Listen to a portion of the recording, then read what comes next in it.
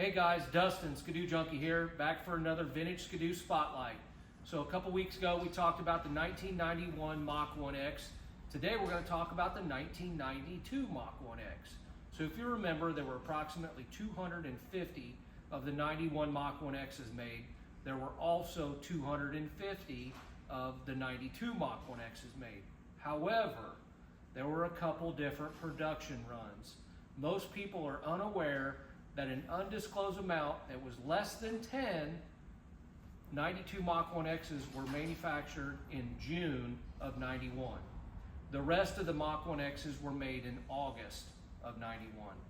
The ones that were built in June went to factory sponsored racers. I know where 3 are at in existence today.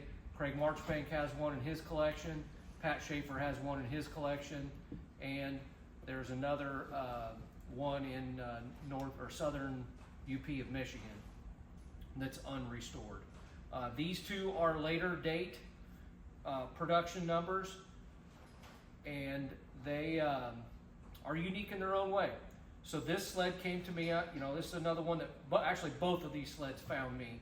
This one came to me, a friend of mine from New York, Chris McDonald, had it, sold it to me out of his collection. This sled's got 80 original miles on it, all of which are 500 feet at a time. This sled we'll talk about in just a minute. It came to me out of Detroit, Michigan. So the 92 Mach 1Xs, nobody really knows if there's any differences on the first few that were made early in July. But one thing that was common is that they had some issues with the engines. So Skidoo took all of them back to the dealers and installed what they called the 93 update kit. The 93 update kit was supposed to consist of different, back to a single pipe, different clutching, different carburation, a complete different engine, 93 graphics kit to match the 93 Mach 1s and a few other things, some different carbs, stuff like that. These sleds would have come out of the factory with twin pipes and the snub nose 670 and 44 millimeter carbs. A lot of them, both of these, dealers allowed the customers to keep the twin pipes and the bigger carbs. They just had to jet them on their own. Both of these sleds still have the big carbs and the twin pipes.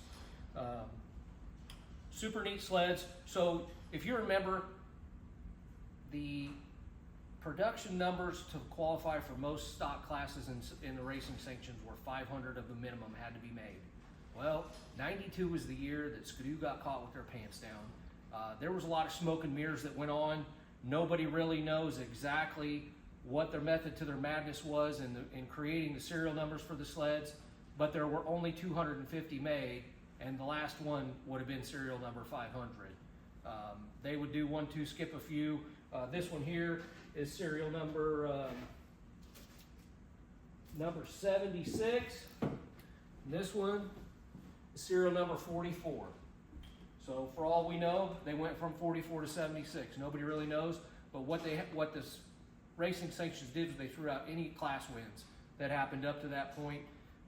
They stripped the racers of their titles, and Skidoo basically had to set the year out from the stock class racing. So go back, I was hunting for a 92 Mach 1X for quite some time.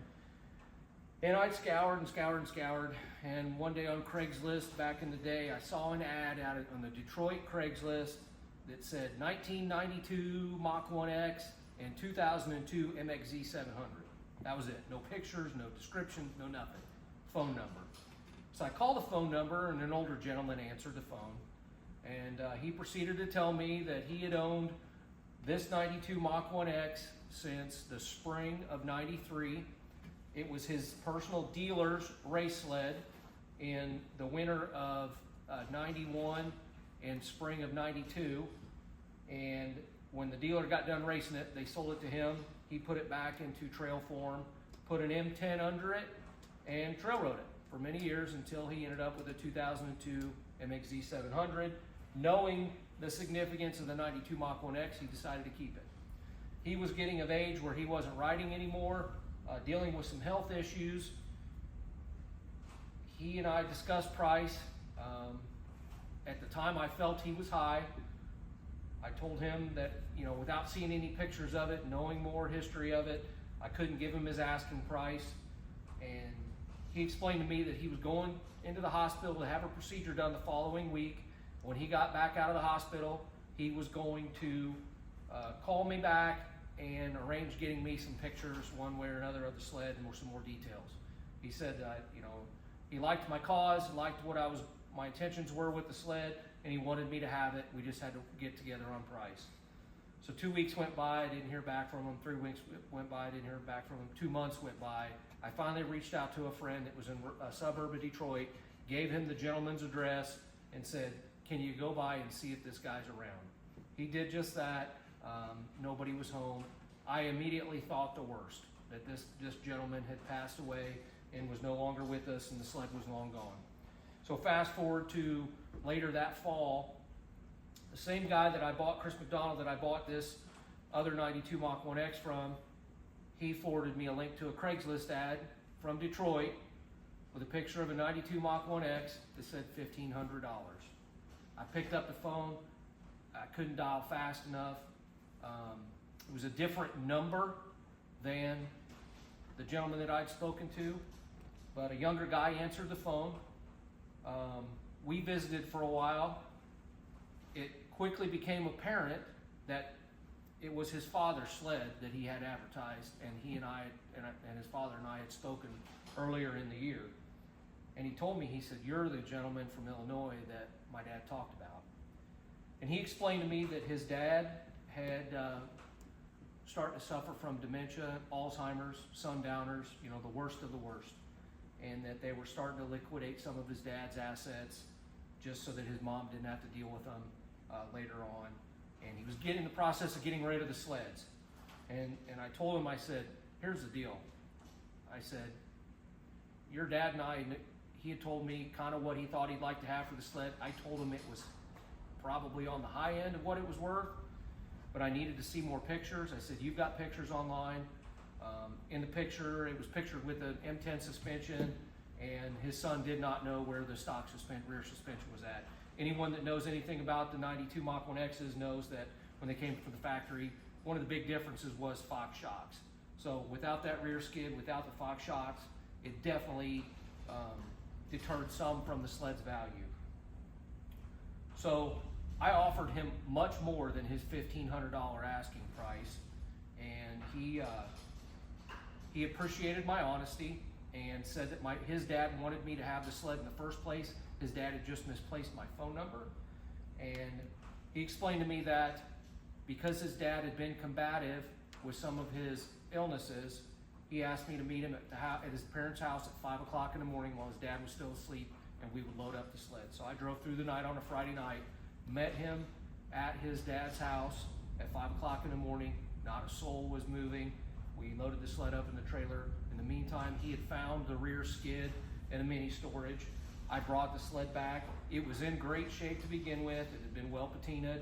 I touched it up, ceramic coated the pipes, re-zinced all the hardware, powder coated skis, went through the rear suspension, and just touched it up. And it really displays well. And as a tribute to the gentleman that owned this sled, I took it to the Waconia Ride-In the year that I acquired it and entered it in the classic sled class, and I won the class that year with this sled. So what I did do as a tribute to him is I showed it in the gentleman's name that was the original owner of the sled, and I put together a photo collage of the show and awards that it won, and I sent it to his family on just kind of as a kind gesture. So really cool sled, neat story. Both of these sleds run. I've ridden them just a little bit around some shows and stuff before, but that's it. I haven't really trail ridden them.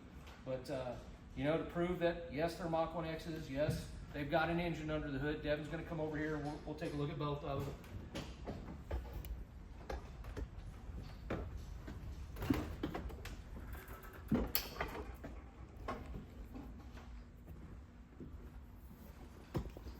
So down here on the floor is what would have been included in the 93 update kit for any of the 92 Mach 1Xs that were brought back to the dealerships to get put up to 93 specs.